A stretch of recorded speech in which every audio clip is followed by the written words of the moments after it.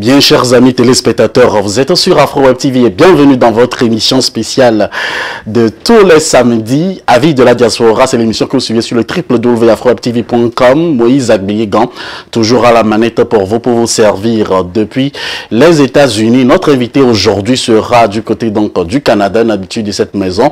Il sera le seul puisque c'est lui qui est là pour le moment et on espère que Maître Iou va nous rejoindre au cours donc de cette émission. Le décor sera planté, vous le savez tous, la 4e édition donc de la Coupe d'Afrique des Nations commence aujourd'hui en Côte d'Ivoire et nos yeux sont tous rivés sur les équipes favoris, sur toutes les équipes bien entendu. Nous y reviendrons en fin d'émission pour avoir les pronostics de notre invité de ce jour. Pour l'heure, nous nous intéresserons à cette date du 13 janvier, date qui a marqué l'histoire du Togo et le décès de Monseigneur Kpodjo également, que nous aborderons en seconde partie. Et en troisième partie, nous aurons le point de vue sur des sujets d'actualité concernant donc les pays de l'AES et bien entendu d'autres sujets qui vous intéresseront. Merci infiniment à tous et chacun de vous d'être avec nous. Et la faveur que je peux vous demander avant de commencer cette émission, chers amis téléspectateurs, amis internautes, vous qui nous suivez sur notre chaîne YouTube ou sur les réseaux sociaux, je vous prierai tout simplement de partager cette émission avec les uns et les autres. Vous aurez l'opportunité, vous aussi, donc, de participer à cette émission ou de nous contacter sur le +1 319 462 89 119, numéro affiché à votre petit écran et surtout que vous pouvez aussi appeler par WhatsApp et surtout avec nous pour participer à cette émission.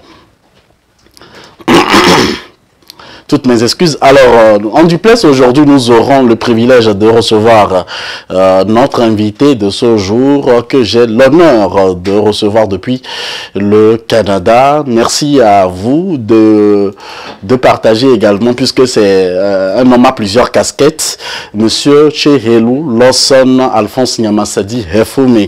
Vous êtes analyste politique, économiste, leader panafricain du projet Pyramide. Vous êtes également président donc du mouvement pour un Togo nouveau. Voilà donc monsieur Lawson qui est avec nous. Bonjour. Je vais vous appeler aujourd'hui président affectueusement. Bonjour président, comment allez-vous? Très très bien, merci. Merci Moïse pour cette invitation. C'est toujours pour moi de partager votre plateau. Vous me permettez de commencer cette émission en s'inclinant devant la mémoire du président, le père de l'indépendance du Togo, Sylvanus Epifanio Olympio. Aujourd'hui, 13 janvier, la date de son assassinat, et à travers donc lui, tous ceux qui ont combattu pour l'indépendance de notre pays et qui par la suite ont subi la terreur, l'assassinat, la souffrance, et que le bilan est absolument catastrophique. Plus de 10 000 morts depuis 1963, des centaines de prisonniers politiques, des centaines de milliers d'ailleurs, plus de 2 millions de Togolais exilés à l'extérieur, et un de ces exilés, aujourd'hui, l'archevêque émérite du Togo, le patriarche, est mort en exil. Permettez-moi également, au début de cette émission, de présenter mes condoléances les plus attristées à la famille biologique de Monseigneur, à la conférence des évêques du Togo, à l'ensemble des prêtres et des évêques, à l'Église catholique, aux chrétiens et à tous les hommes de bonne foi et de bonne volonté. C'est une triste nouvelle et permettez-moi donc de m'incliner devant la mémoire de l'illustre disparu et de présenter mes condoléances les plus attristées au peuple togolais. Le combat est toujours d'actualité. Les grands hommes disparaissent, mais nous laissent des héritages et c'est à nous de reprendre le flambeau pour aller de l'avant pour la libération de notre pays. Permettez-moi également de réclamer au début de cette émission la libération de tous les prisonniers politiques togolais. Ils sont plus de 120 dans les geôles de Fonia-Simbe. parmi lesquels Léla Traoré, une dame à qui on a arraché un bébé euh, de 6 mois et qui est retenue à la prison civile de Lomé depuis 5 ans sans jugement. Sa santé se dégrade.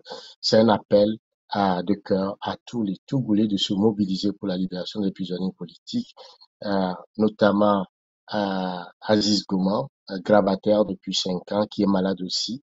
Notre ami Jean-Paul Oumoulou, qui est retenu depuis 2 ans, également dans des conditions atroces. Et tous les autres, Abévi, et tous les autres prisonniers sont torturés, qui sont malades et qui méritent d'être libérés. Et en parlant de la libération des prisonniers politiques, c'est l'ensemble du peuple togolais qui doit être libéré de ce prison à ciel ouvert dans laquelle l'assassinat du président Sylvanus Olympio a plongé le Togo. Et depuis 60 ans, les Togolais souffrent, portent la croix et la bannière.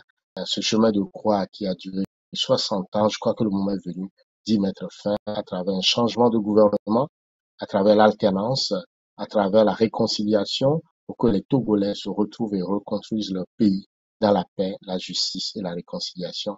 Donc, c'est ce que je veux dire pour lancer cette émission. Encore une fois, toutes nos condoléances les plus attristées aux familles de Monseigneur Podjo et de tous ceux qui sont décédés dans la lutte pour la libération du Togo.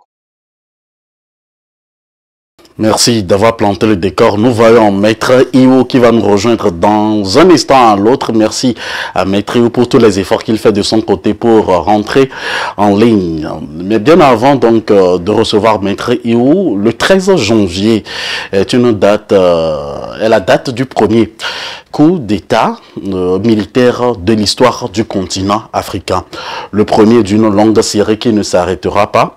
La victime a été le président du Togo, le premier, Sylvanus Olympio, mort dans des circonstances étranges le 13 janvier 1963.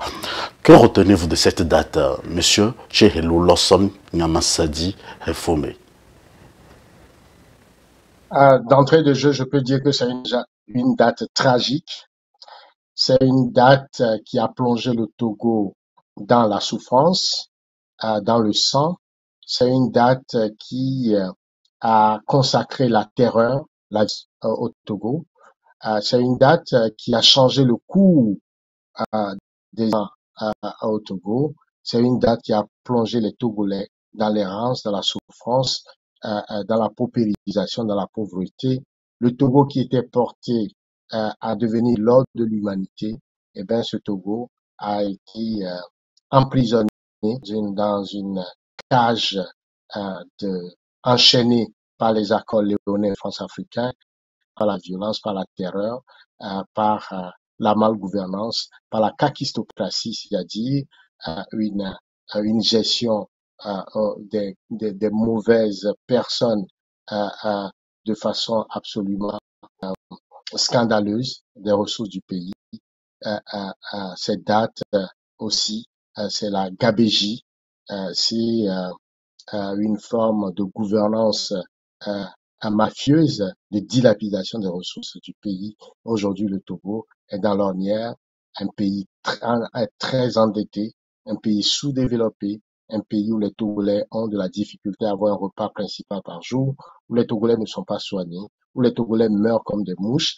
Et je cite là Daokou Péré, qu'il a écrit dans un pamphlet, eh ben, c'est la réalité où les infrastructures de santé, d'éducation, les infrastructures de bien-être du peuple togolais manquent cruellement à l'appel, où les Togolais tirent le diable par la queue. Voilà un peu la date du 13 janvier en termes de ce que ça a eu comme conséquence. Comme je l'ai dit tout à l'heure, c'est plus de 10 000 morts, c'est des milliers de Togolais assassinés, 2 millions de Togolais à l'exil. Eh bien, c'est aussi le destin d'un pays qui a été bouleversé. Et janvier, le 13 janvier, c'est aussi, je dirais, un crime qui n'a pas été jugé. C'est un crime impuni du fait que le président Sylvanus Olympio depuis son assassinat, aucune enquête n'a établi les faits ni les responsabilités. Et aussi, il faut rappeler que Sylvanus Olympio est enterré au Bénin et donc son corps ne repose pas dans le pays pour lequel il s'est battu avec ses compatriotes nationalistes pour arracher l'indépendance des mains de la France coloniale. Et donc, le temps s'est arrêté depuis le 1963 et 61 ans plus tard, c'est comme nous sommes toujours en deuil, nous sommes toujours sous les conséquences de ce crime impuni où les assassins courent toujours et aucun fait de justice n'a été établi sur ce crime crapuleux. Le 13 janvier, c'est aussi le procès euh, de la France coloniale, puisqu'il faut quand même convoquer l'histoire pour comprendre un peu toute l'ampleur, en tout cas la symbolique de cet assassinat. La France qui sort de la Deuxième Guerre mondiale complètement laminée ne pouvait pas se développer sans s'appuyer sur l'exploitation de ces colonies. Le président de Gaulle l'a bien compris et a refusé la décolonisation aux colonies françaises en leur proposant à la place d'un processus de décolonisation, ce qu'ils ont appelé l'Union française. Les Africains nationalistes l'ont compris et l'ont rejeté, en tout cas les plus lucides, comme Sékou Touré en Guinée, les nationalistes camerounais et togolais. Et donc, au niveau du Togo, Sylvanus Olympio, avec le génie qu'on lui connaît, le génie sur le plan économique, sur le plan politique et aussi sur le plan de la maîtrise de la diplomatie internationale, a su mobiliser les Togolais de façon démocratique contre toutes les subterfuges de fraude qu'imposait le gouvernement colonial d'alors, mais on réussit, n'est-ce pas, à arracher à travers donc les élections de 58, l'indépendance du Togo qui a été proclamée plus tard en 1963. Sylvanus Olympio a rejeté donc ce que voulait faire De Gaulle à travers Foucault, c'est-à-dire tout un arsenal qu'on a appelé la France-Afrique qui consistait à tuer les nationalistes africains même l'indépendance à ceux qui ne le voulaient pas, ceux qui voulaient justement que la France continue sa colonisation. On leur a proposé plutôt à la place une stratagème, c'est-à-dire leur accorder l'indépendance sur le papier, tout en gardant les chaînes, n'est-ce pas, coloniales en l'État, à travers justement le franc, à travers donc tous les accords léonais qui enchaînaient les colonies. Et donc ces présidents l'ont signé. Sylvanus Olympio a refusé. En décembre, le 12 décembre 62, dans le journal officiel du Togo, il annonçait déjà, il publiait la décision qui annonçait le franc dans le journal officiel.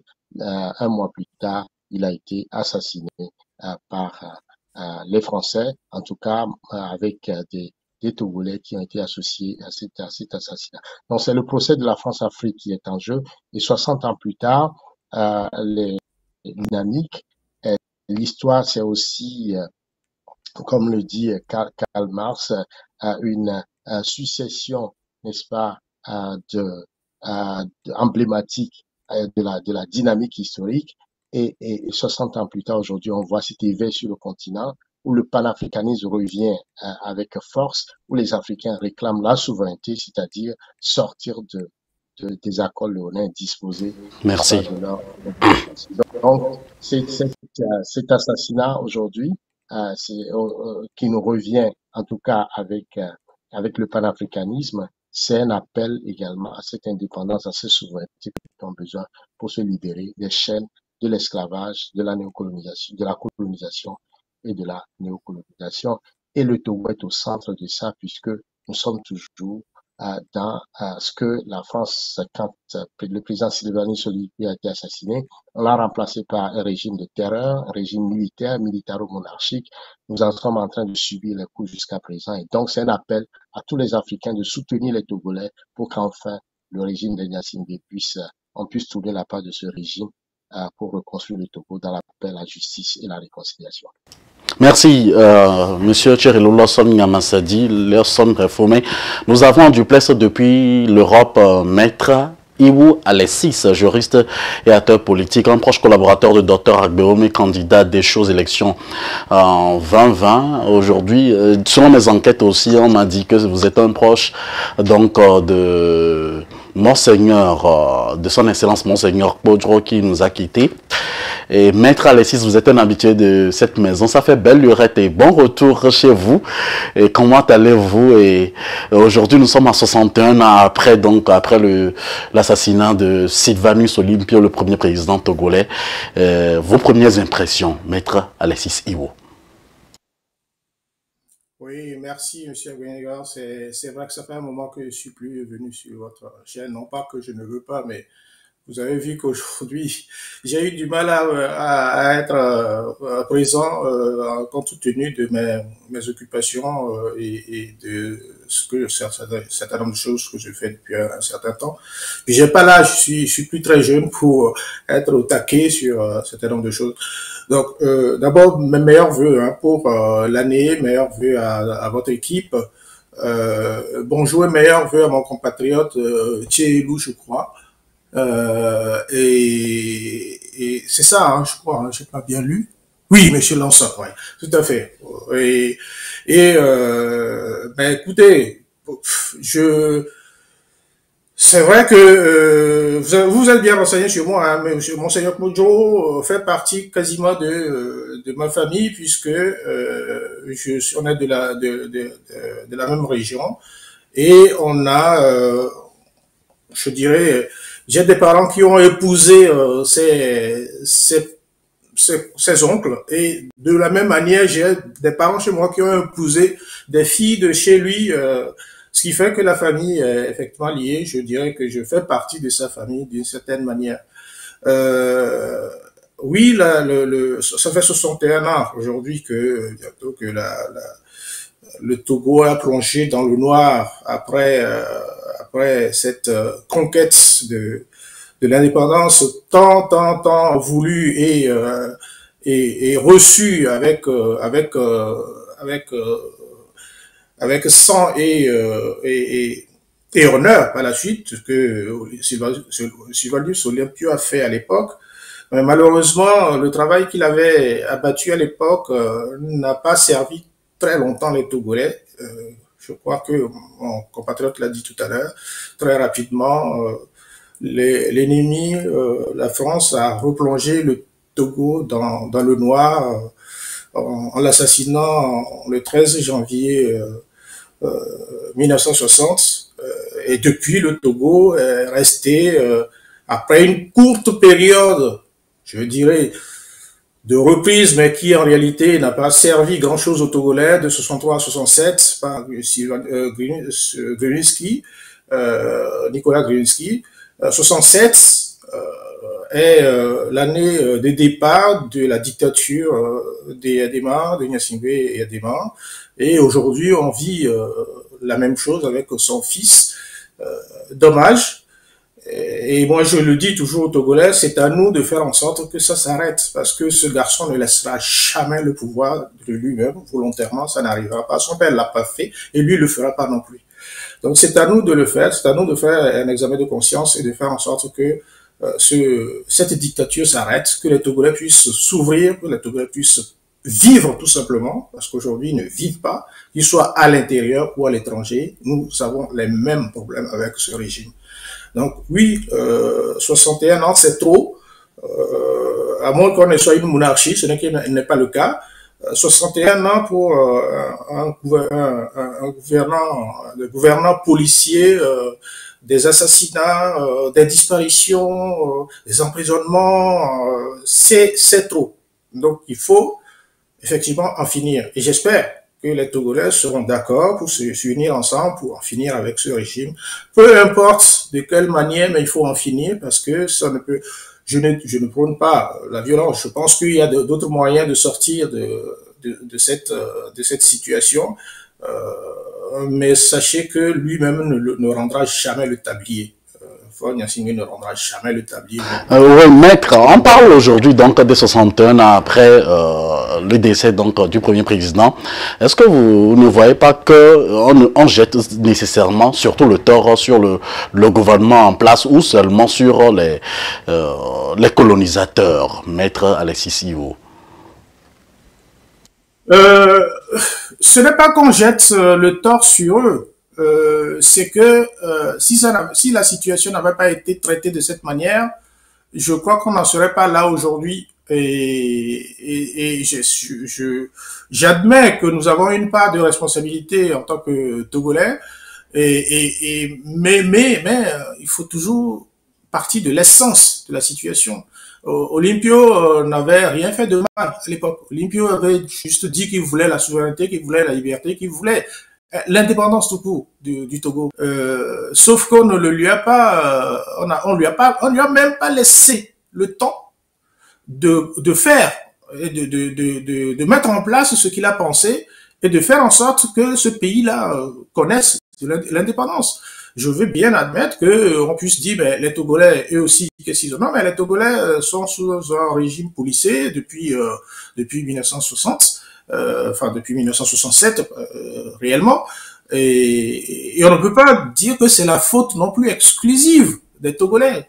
On sait comment ça se passe. On sait que les chefs d'État africains, depuis ces temps-là, depuis les indépendances, ont été placés, ont été soutenus par des puissances étrangères. Les puissances étrangères, on connaît bien sûr leur velléité, les raisons pour lesquelles elles sont là. Elles sont pas là pour nous, les Africains. Elles sont là pour leurs propres intérêts. Et ça continue jusqu'à aujourd'hui. Regardez un peu ce qui se passe dans les États du Sahel. Pourquoi on s'acharne tant sur ces jeunes militaires qui prennent le pouvoir sous prétexte que ils rompent la démocratie qu'ils ont installée. La démocratie qu'ils ont installée n'a jamais rien donné à l'Afrique et à ces pays-là. Et pourtant, le peuple nigérien, le peuple malien, le peuple burkinabé aujourd'hui se sent libre. Bizarrement, ils se sentent libres. Et pourquoi? Ben, c'est parce qu'ils ont découvert réellement la réalité de la liberté. Cette liberté, on ne l'avait pas avant. Et cette liberté, on ne l'a pas au Togo. On l'a jamais eu. Depuis 60, on ne l'a pas eu jusqu'à aujourd'hui. Merci. Donc, on ne peut pas jeter l'opprobre sur le peuple togolais uniquement. Non, notre souffrance vient d'ailleurs, il faut l'admettre. Merci. 61 ans après la mort donc de Sylvanus Olympio, qui est un panafricaniste, Monsieur Thierry Lawson, vous l'avez dit au cours de cette émission, c'est un visionnaire dont le nom figure en bonne place sur la liste des grands hommes politiques intrépides qui ont su défendre notre continent africain. Que faire pour pérenniser aujourd'hui l'hommage à ce grand homme, vu que déjà en Europe, il y a un colloque qui a été organisé par vos confrères, je dirais vos compatriotes de d'autres associations aujourd'hui? Ben, vous savez, Sylvanus Olympio, franchement, personnellement, c'est une doxa politique. En soi, c'est une idéologie politique. Vous voyez, j'estime que si les Togolais peuvent découvrir davantage le personnage, sa dimension politique, son idéologie politique et les œuvres qu'il a posées pour le Togo indépendant, on a tous les éléments de notre souveraineté, notre liberté dans son programme politique. Voyez-vous, il était déjà en avance sur son temps quand il s'opposait, n'est-ce pas, au franc CFA. On a vu que le franc CFA, malgré tout le bien que un certain Ouattara veut bien en dire, c'est une monnaie d'asservissement des pays de l'espace francophone. Aucun n'a réussi, n'est-ce pas, à se développer avec ce franc d'Asie, par exemple. Les accords léonais que Sylvanus Olympio a rejetés, et justement, aujourd'hui, on voit avec ce réveil panafricain que tous les pays africains s'accordent aujourd'hui à reconnaître que les bases militaires, après plus de je dirais 60 ans d'indépendance, pour que la France puisse actualiser, en tout cas moderniser sa stratégie politique, sa stratégie de prédation, de façon à ce que elle puisse débarrasser les pays africains des bases militaires. On a évoqué la question de les accords léonins qui maintiennent les Africains dans une forme de sous-développement, de paupérisation. Et je crois que ce logiciel-là, le moment est venu aujourd'hui pour pouvoir non seulement complètement le changer, aller vers ce qu'on appelle une rupture paradigmique, de façon à ce que les éléments, les valeurs fondamentales de cette architecture puissent complètement changer. Si on veut rester toujours dans la logique de la prédation, la logique de la colonialité, et surtout du racisme, qui est un legs qui vient de loin depuis l'esclavage, où l'Occident estime qu'à cause des ressources du continent africain, un système de violence, d'oppression, et qui est passé par l'esclavage, qui a duré plus de 400 ans. Ensuite, c'est la néocolonisation, la colonisation avec les systèmes d'exploitation et de balkanisation de l'Afrique, et qui finalement, après la résistance des Africains, s'est transformée en néocolonie, en néocolonisation, et qui a pour un seul objectif l'exploitation des ressources du continent africain, le maintien des Africains dans une forme de racialité, et qui font en sorte que l'homme noir est considéré toujours comme un bien meuble qui a donc les caractéristiques justement de la marchandisation. Et cela, aujourd'hui, explique un peu toutes les formes de racisme, malgré les compétences, malgré je dirais, toute l'évolution. On est toujours dans cette croyance, n'est-ce pas, d'hiérarchisation des races, et qui fait que même en Europe, même en Occident, l'homme noir est toujours sous-estimé. Voyez-vous? Et donc, le président Sylvanus Olympio a posé les bases de rupture de cette colonialité, a posé les bases du développement du Togo, le plus plan de développement.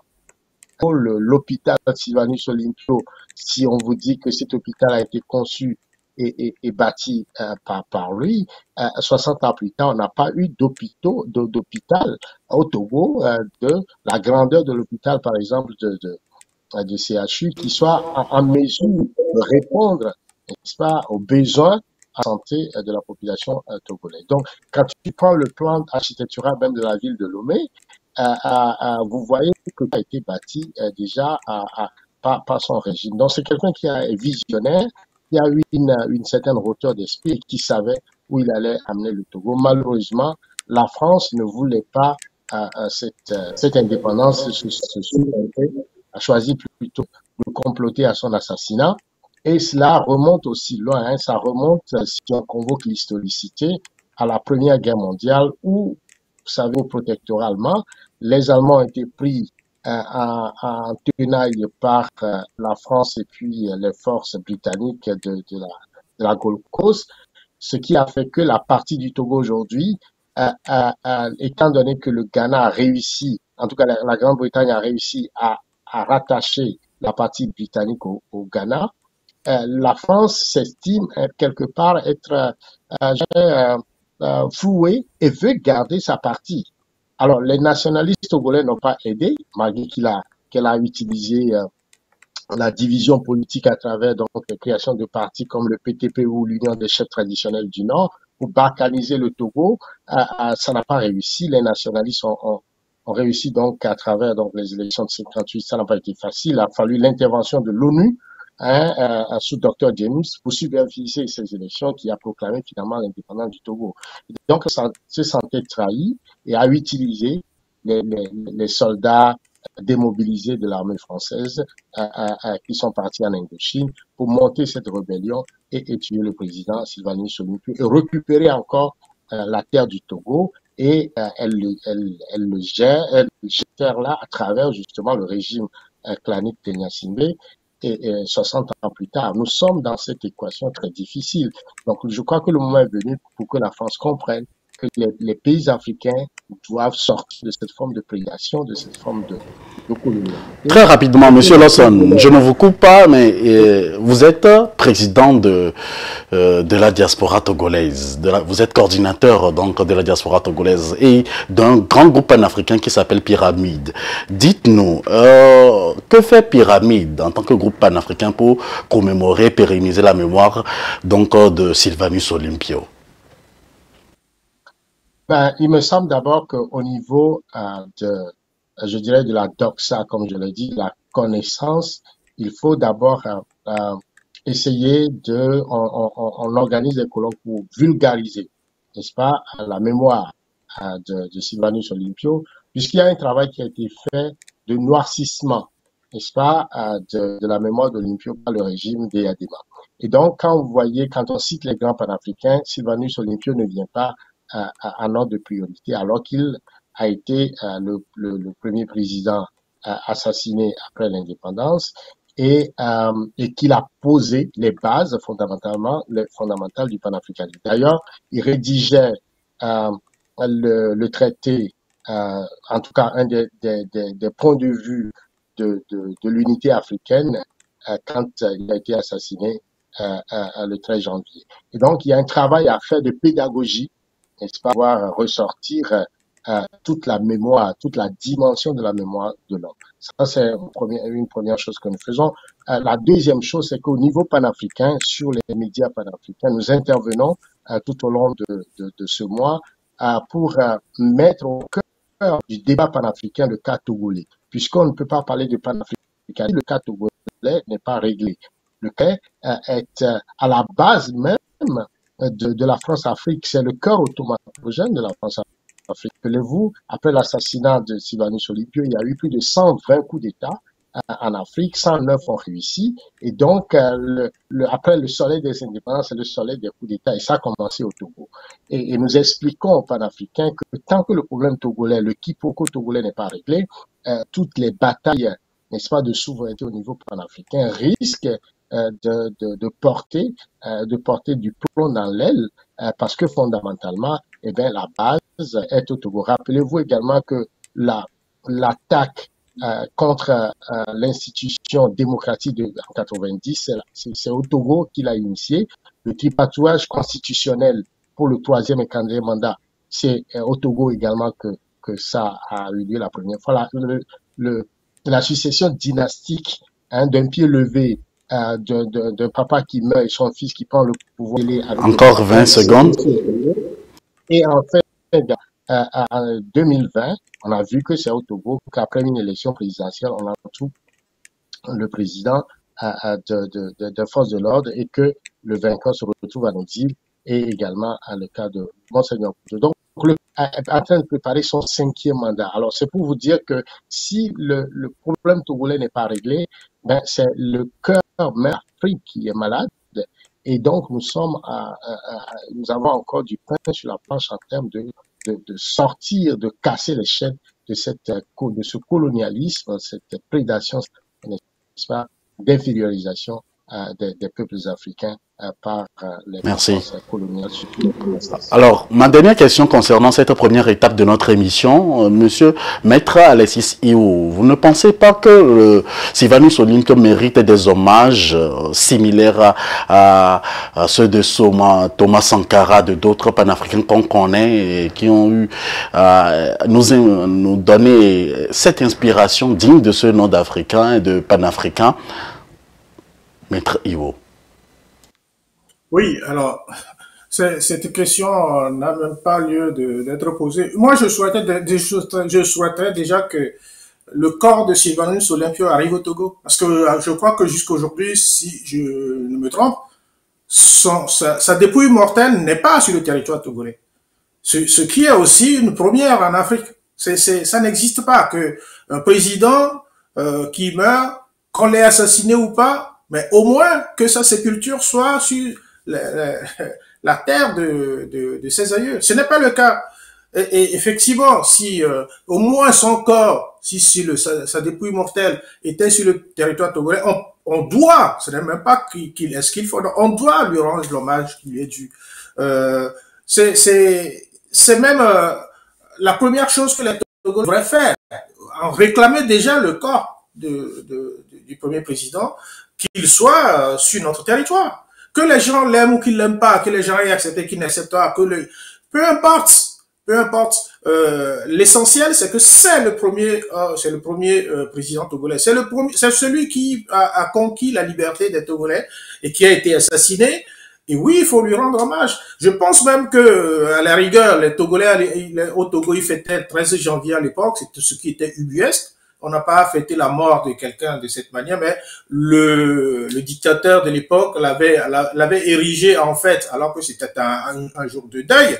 Et on ne devrait plus faire ce genre de choses. C'est au 21e siècle. Voilà, il faut arrêter de faire ce qui va à l'encontre de nos propres intérêts. Moi, je vais vous dire, monsieur Benegar, Sylvanus Olympio, moi, j'étais tout petit à l'époque quand il a été assassiné, mais de ce que je sais, ma famille ne faisait même pas partie de son parti politique. C'était plutôt, son opposant, c'était plutôt avec Gruinski. Gruinski qui est le cousin, je crois, d'Olympio. Mais il faut admettre que, et c'est ce qu'on reproche aujourd'hui à ceux qui sont au pouvoir, il faut admettre que si quelqu'un populaire, si quelqu'un gagne, conquiert le pouvoir, il faut lui donner l'occasion d'exercer ce pouvoir-là. Olympio s'est battu, il a gagné, il est président de la République. Laissez-lui le temps de faire ses preuves. Mais non, on lui a pas laissé le temps de faire ses preuves.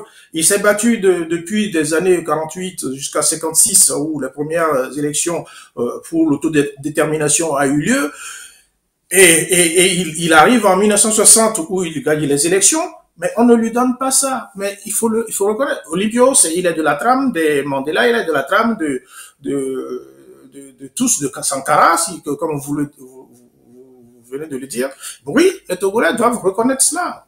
Je sais qu'au Togo, on a mis un hôpital à son nom, c'est pas suffisant, l'hôpital.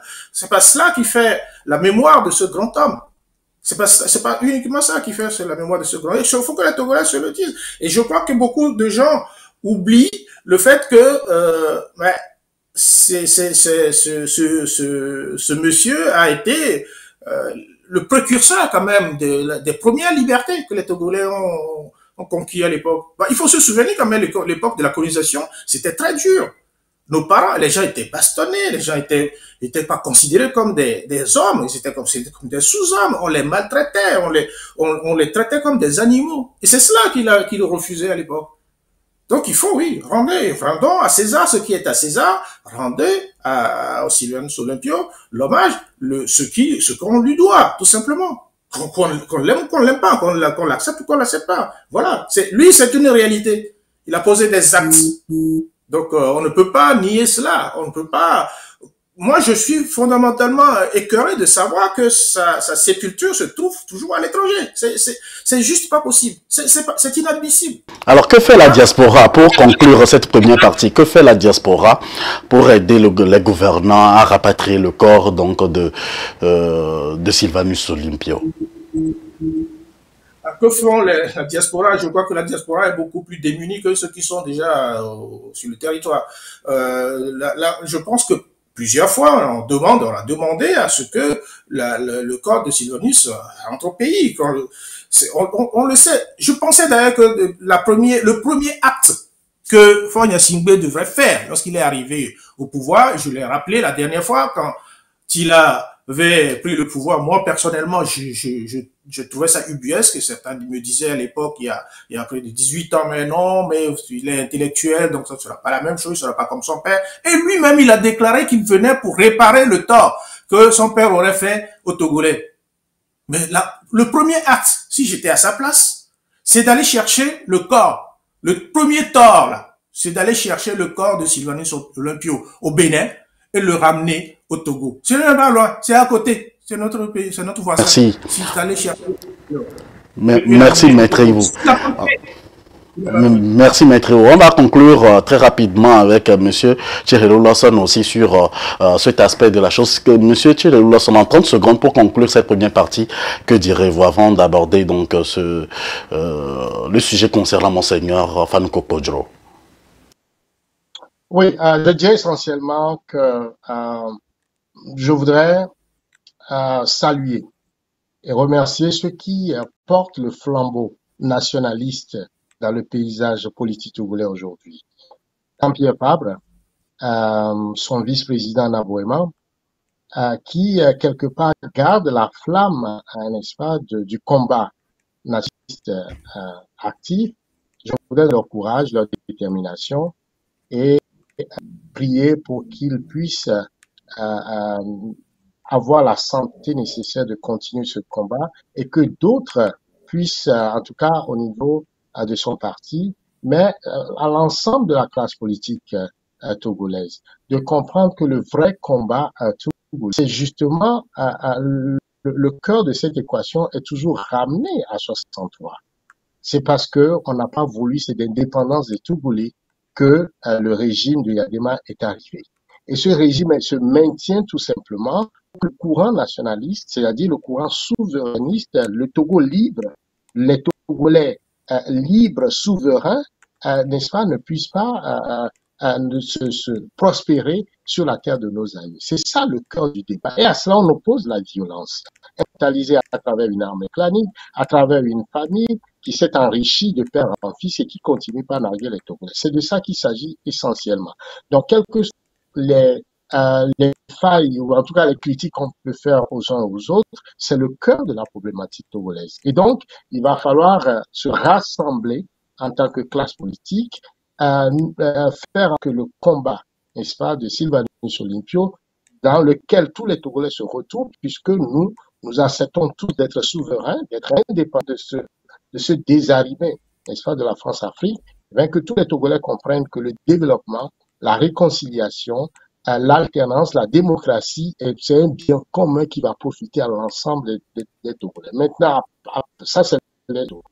On peut avoir des points de vue divergents sur le courant en termes de développement dans lequel nous voulons développer notre pays, mais cela ne peut pas nous amener à nous rallier. Et je pense qu'il faut se donner la main autour justement des idéaux de souveraineté, de fraternité et aussi surtout de liberté. Et ça, le président Sylvanus Olympio nous montre le chemin. Et ceux qui portent ce combat aujourd'hui, Jean-Pierre Fabre et Naboéman, il faut les soutenir dans cette volonté de changement de la. Merci, M. Tchirelou Lawson. Fin de cette première partie. Restez avec nous. Vous êtes sur Afro TV. On fait juste une pause pour nous ressourcer. On revient juste derrière, en 30 secondes. La rédaction d'Afro Web TV vous propose un condensé de